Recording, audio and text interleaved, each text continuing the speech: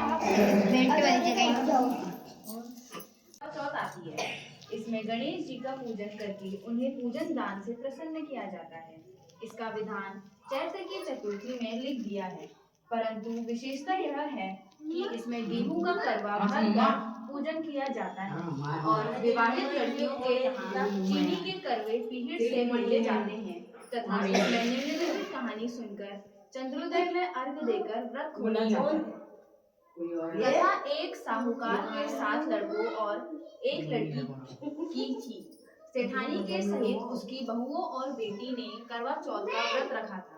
रात्रि को साहूकार के लड़के भोजन करने लगे तो उन्होंने अपनी बहन से भोजन के लिए कहा। इस पर बहन ने उत्तर दिया, भाई अभी चांद नहीं निकला है, उसके निकलने पर अर्घ देकर भोजन करूंगी।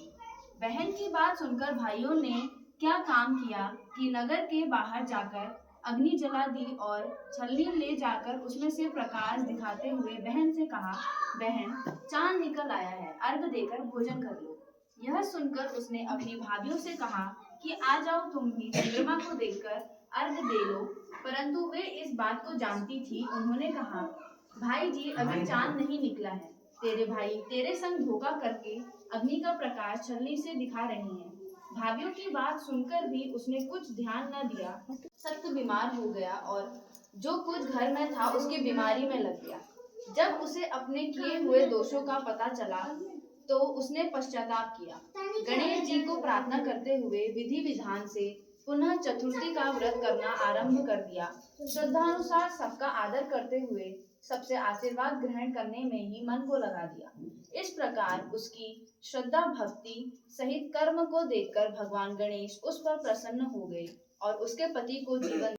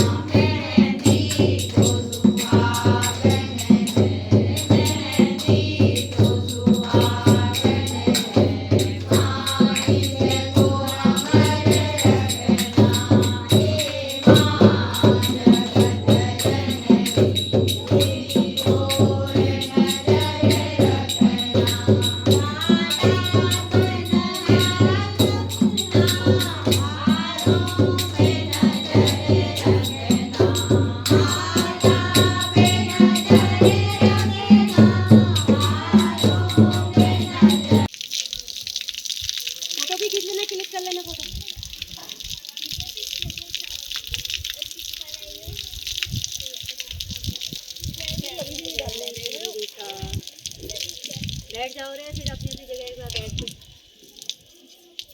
अक्की फोटो खींच देना। बाप रे, तो लोटा में कान ला ले यारी नियो खेत नु ना लाड्या खेत नु ना को